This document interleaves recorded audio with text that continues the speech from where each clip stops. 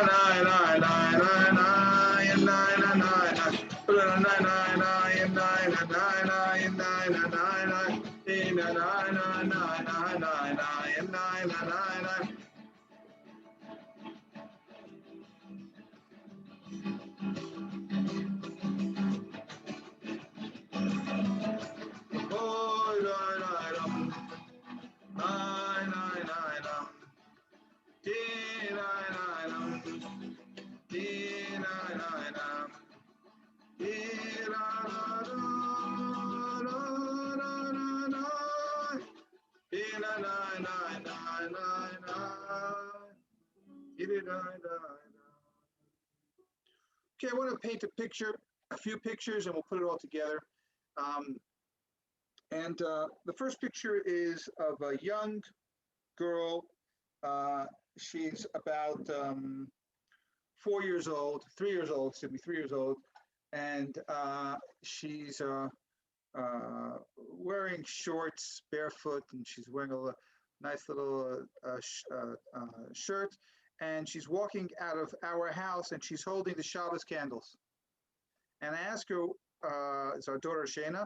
I said, Shana, where are you going with the Shabbos candles? She says, well, there's a friend of mine that needs the Shabbos candles. I have to give it to them. Okay, so we're going to understand why Shana was off with the Shabbos candles. And so that's one thing we'll, now, the other thing is, Moshe begins his parsha by, he's sitting in judgment of everyone, right? Everyone has a problem, they come to Moshe, and he judges everyone. And so Yitro comes and says, Moshe, this is just, it's just not working out. It's not working out. You need to set up a court system. And so he does. He sets up a court system. So now, let me ask you a question. Very, very simple, okay? You really think Moshe could not figure it out on his own? Right? He can't figure it out that he has to set up a court system? I mean, like, really, it's ridiculous. So, okay. So, since Moshe could figure it out, the question is, why is it that Moshe is there judging each person? And as I said, the name of this class is, if we had a magic mirror that showed us the inside of who we are, will we look into it or not? And I'm also, just as an introduction, we are going to get a resolution of Luke Skywalker and Darth Vader. It's all coming together. The little girl, Moshe and Darth Vader. Okay, but really to understand all of this, we have to go back, and I have to paint one more picture in your mind. Okay, one more picture. And this is a picture of a teenager who is walking the streets of Jerusalem, about 16 years old, and walking with his friends into a movie theater, and the Edison movie theater, and is going to watch the movie Enter the Dragon with Bruce Lee. And of course, this is an autobiographical story. It's myself. And here I am sitting with my friends, and you can imagine you're in high school and you're going to see a Bruce Lee karate film, and it's all a bunch of teenagers and being rowdy, this and the other. The film comes home, and we're watching the movie. And in this movie, what happens is one of the most profound truths about the world and God and religion is all in this movie. You guys ready? Because I can promise you, you're not going to hear this from anyone else. So you're going to hear it right now. Here it is. So wait. You're going to solve the teenager walking with the Shabbos candles. You're going to solve Luke Skywalker and Darth Vader. Yes. And you're gonna tie that into Bruce Lee and a 16-year-old being in a movie theater, and it's all connected. It's unbelievable. It's mamish, the deepest Torah in the whole wide world. So they bring Bruce Lee. There's a tournament, right? There's kung fu, karate, this, that, and the other. There's a tournament on this island, and they bring him, and he gets up, and they take him from event to event because they want to impress him because he's like the best in the world. And so then they take him to this one event where this guy has this stand, and on the stand he has this huge log. And what this guy is going to demonstrate is how he takes, with using karate, whatever, and he can break the log. It's a thick log, with a karate chop. And so, he's got his whole thing. He's got the white gear and the gi and the whole this and the other, and he tightens his belt, and he does the breathing, this and the other, and sure enough, he knocks it down, boom, breaks this log, it's a thick log, into half. And everyone claps their hands. Now everyone turns to Bruce Lee. Because they want to know, what's his reaction going to be? And Bruce Lee says, in a deadpan face, he says, "Would no fight back." Would no fight back. So he wasn't really impressed because the wood can't fight back. So now why is this such an important lesson? It's an important lesson is because if you want to know anything about your relationship with God, so the answer to that, the answer to your question about your relationship with God is going to have nothing to do with your relationship with God. Because God does not fight back. It's going to have to do everything with your relationship with other people. That's what it's going to have to do with. This is very, very important. Because what happens is we see a lot of people that we look at them and we call them to be religious people. They're people of God. And I can promise you, the only people that are people of God, that are people of people. How do we know this to be true? Okay. Stephen, you have a daughter, and how will anyone know that I love Stephen? What would be the ultimate expression of me loving Stephen? The ultimate expression of me loving Stephen is not loving Stephen. The ultimate expression of me loving Stephen is that Stephen knows that I'm going to take care of his daughter. Because that is Stephen's deepest desire, is that there's someone who's going to take care of his children. It's always our deepest desire. It's the same thing with God. What's God's deepest desire? We're going to take care of his children. God does not need us to take care of God. God's doing a good job by himself. But God says, Gewalt, who's going to take care of my children? So if you really love the parent, you know it because you love the children. This is very, very important. What happens when you meet God? This whole week's Parsha is about us meeting God. That's what this week's Parsha is about. We meet God and something happens. Information happens. There's 10 commandments. But we meet God. What happens when you meet God? When you meet God, Moshe, when you meet God, you know what you want to do?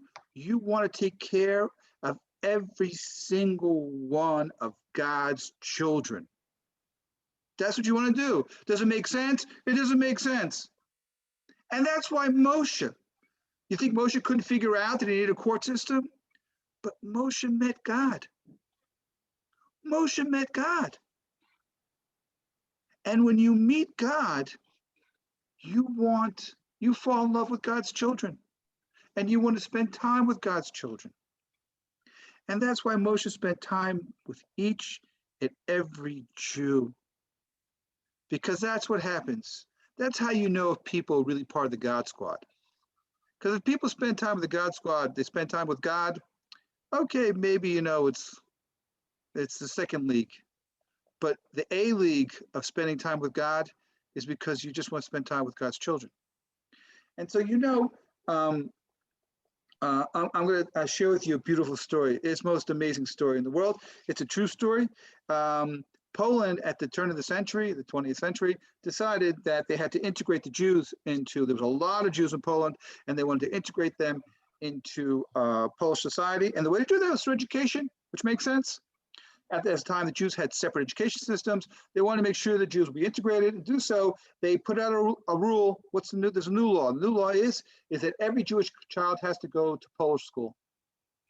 And this way they'll learn Polish history and Polish culture, and they'll learn the language.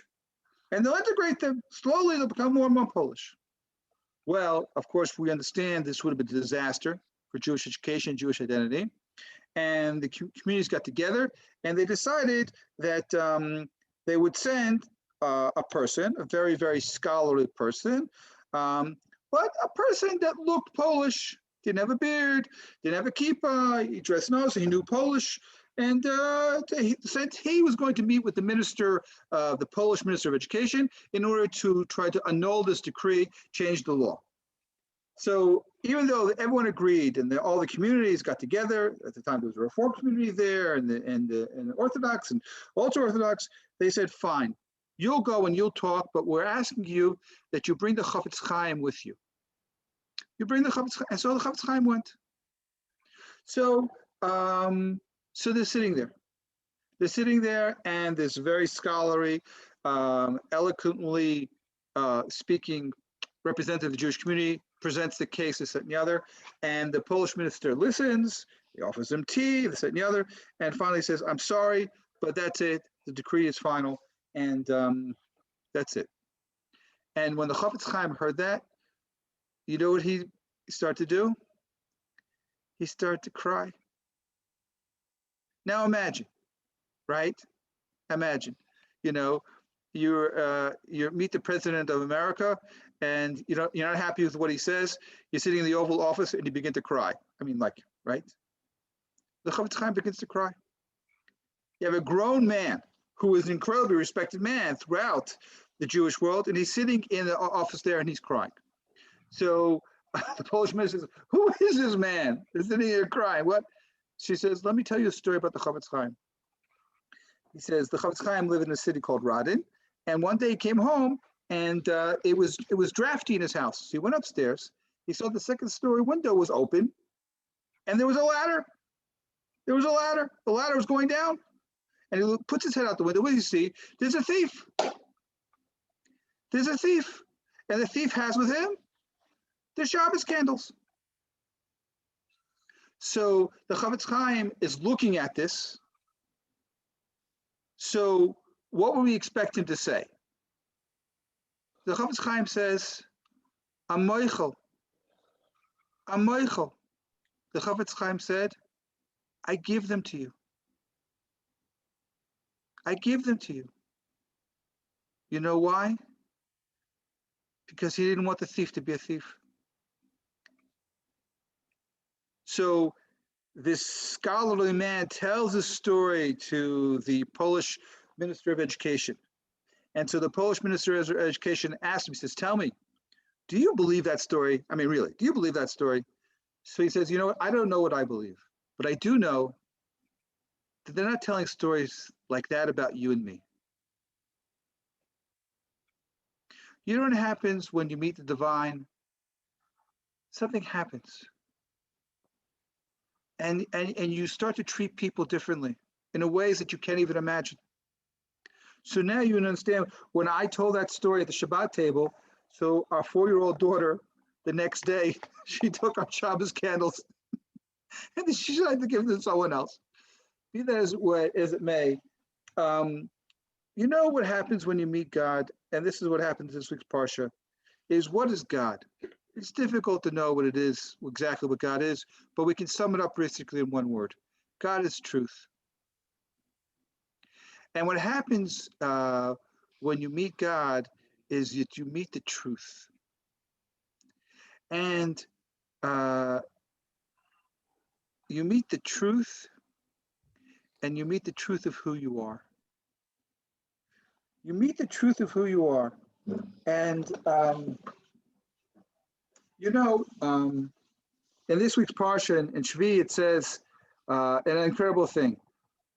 And the whole nation, they see the voices, and they see the flames and the shofar, and they hear the voice of shofar, and the whole nation is swaying and is standing from afar.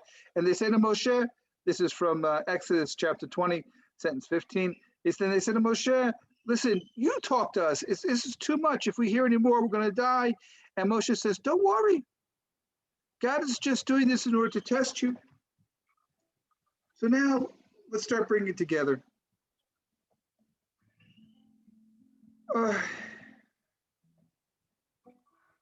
You know what happens is that when you meet God and you meet the truth of who you are. Okay, so now, Jordan, you ready? Here we go, Jordan. I buy a mirror, and when you look into this mirror, you can see the inside of who you are. So, okay, I buy the mirror, and then you come over to my house, and you see that the mirror is all wrapped up, and you can't look into it. And I say to you, Jordan says, I understand, Josh, you bought a mirror, it cost you $1 million so you can see the inside of who you are. How come you're not looking inside? So I tell you, Jordan, you know why I'm not looking inside? Because I'm scared of what I'm going to see. Scared of what I'm going to see. Just like the Jewish people over here were scared. So let me ask you a question. And Stephen, you can answer also. Why am I so scared to look into this magic mirror that shows me the inside of who I am? There are 3 reasons.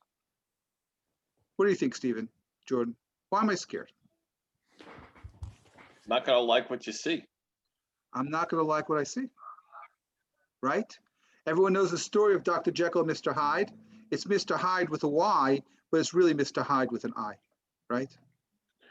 I'm scared that if I look inside of who I am, then I'm not going to like what I see. What's the second reason I'm scared to look in the mirror?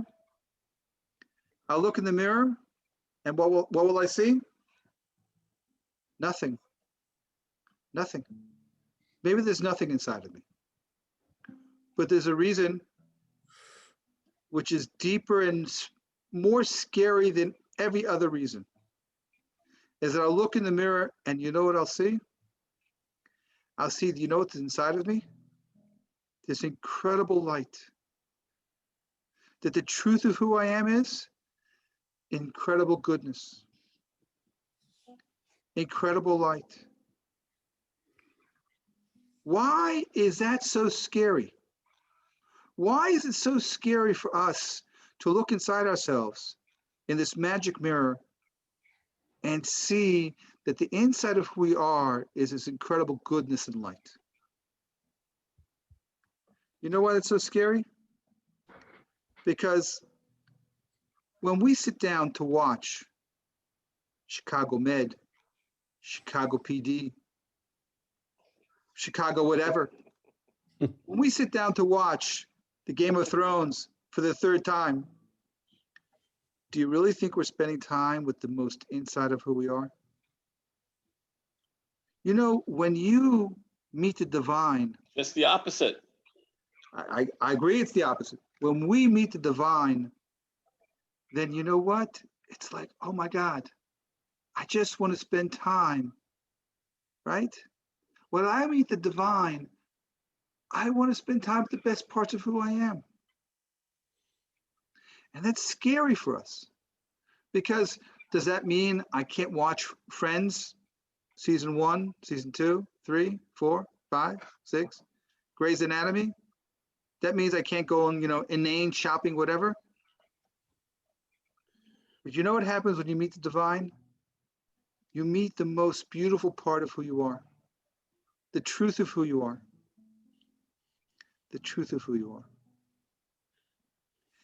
And now we're just going to end with one thing. And this, I promised you that we were going to talk about the teenager and Bruce Lee. I promised you we were going to talk about the young girl and why she gave around the Shabbos candles. I also promised you that we're going to resolve Darth Vader and Luke Skywalker. Of course, you realize Darth Vader is wearing black and Luke Skywalker wears white. But you know what kind of world we live in? We live in a world, basically, where dirt is stronger than clean. And I'll prove it to you. Okay. Stefan decides he wants to help out his wife. And so he washes all the dishes. Mazel tov. And then all the dishes, they fall into the dirty water in the sink. What happens to the dishes? They get all dirty again, yes? Why? Correct. Because dirt is stronger than clean. Why can't we live in a world where when the clean dishes go into the dirty water, they make the water clean? I have dirty laundry. I have clean laundry. And they get mixed up. The dirty laundry makes the clean laundry dirty. Why can't we live in a world where clean is stronger? Although there is one place, you know, a place that there is that clean is stronger than dirt? That's the mikveh. That's the holiness of the waters of the mikveh. You go in impure, you come out pure. So now listen to this. We're talking about meeting the divine. We sit at Leila Seder and we say, who took us out of Egypt? Ani v'lo malach. It was I and not an angel. Ani v'lo saraf. It was I and not a different kind of angel called a seraphim. Ani v'lo shaliach. It was me and it wasn't a messenger. Ani v'lo acher. It was me, it wasn't someone else. Who took us out? God. You know what God is? God is stronger than dirt. God is stronger than impurity. Mr. Clean. God, you know what it is? It's true he's Mr. Clean, but you know what else it is? I tell you, it's a miracle. It's mamash a miracle. It's an unbelievable miracle. You ready for this? You take your dirty clothing, you put it into the wash machine, right? You put the soap into the wash machine.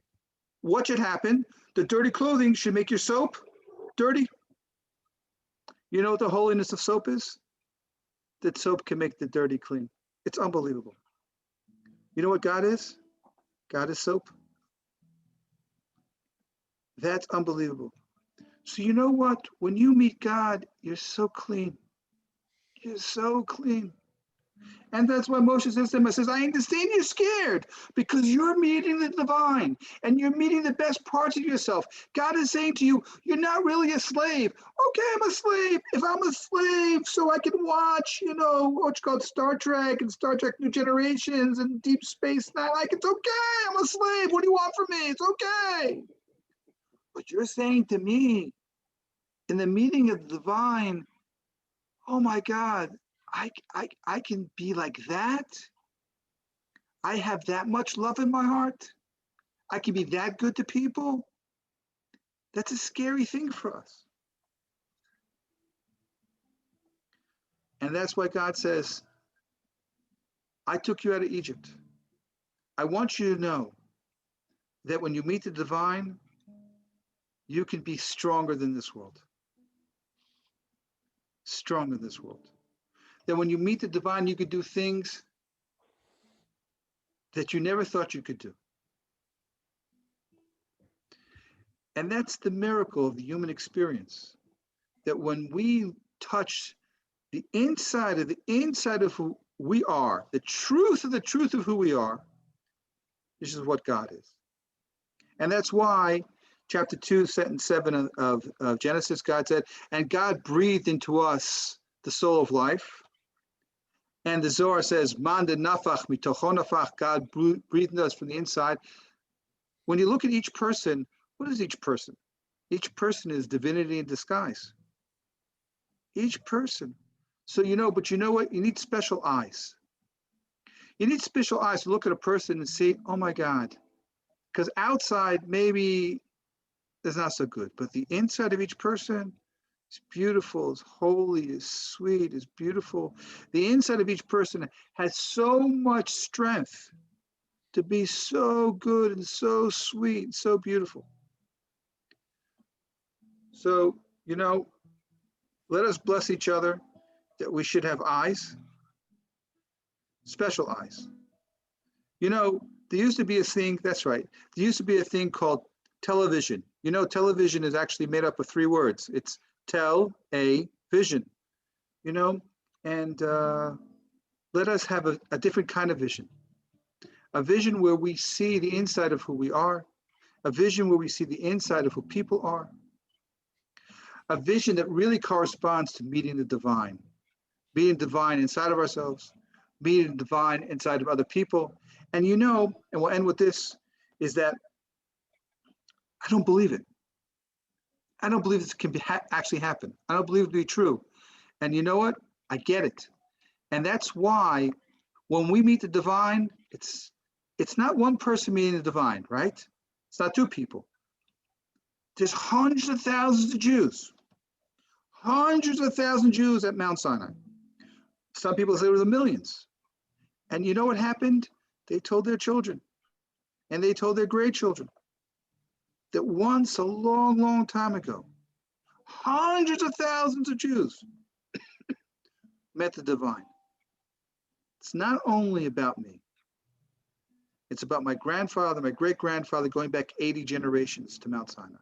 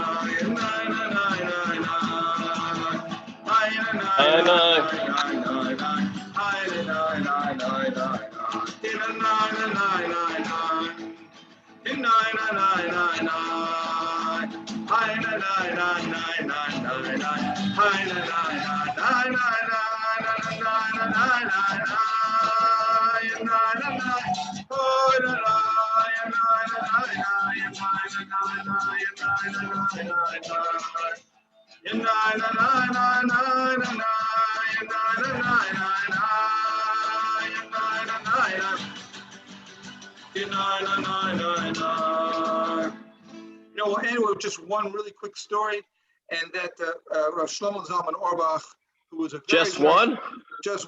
Rav Shlomo Zalman Auerbach was a very important rabbi, lived in Bayit Pagan in Jerusalem, one of the most important halachic thinkers that we had.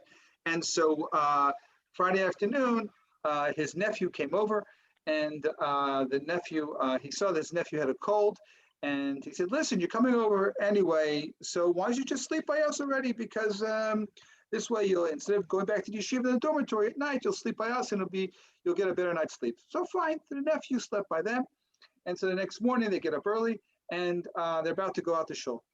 Fine, they go out to shul, and they're about to step out the door, and Rav Shlomo Zalman Auerbach says, oh, wait a second. So the nephew watches the following thing. Rav Shlomo Zalman Auerbach goes back into the kitchen, makes a cup of coffee, and he brings the cup of coffee to his wife.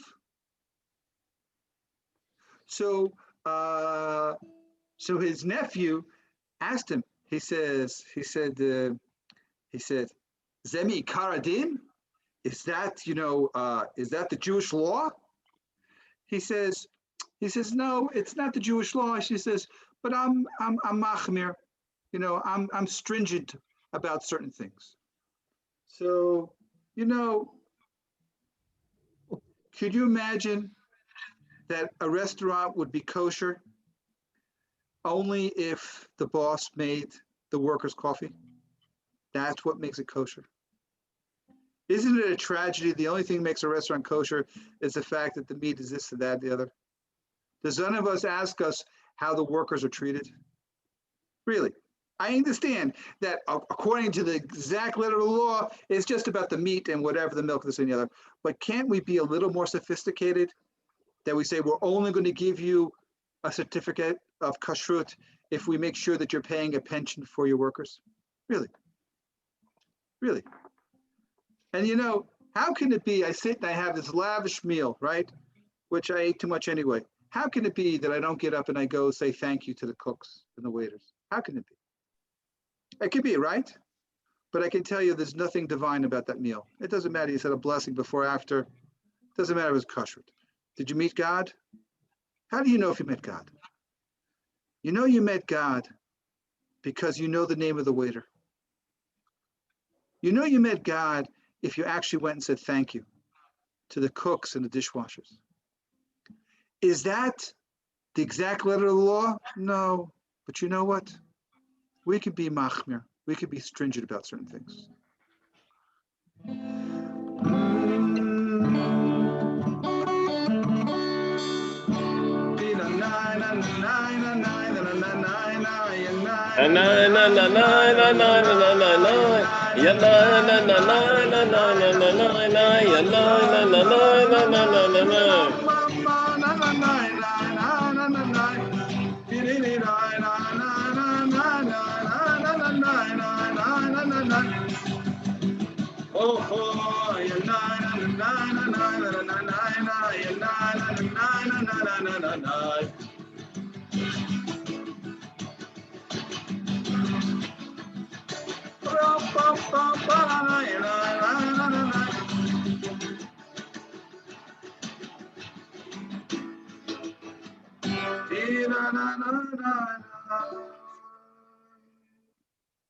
Okay, ladies and gentlemen. There's only gentlemen here. Only gentlemen.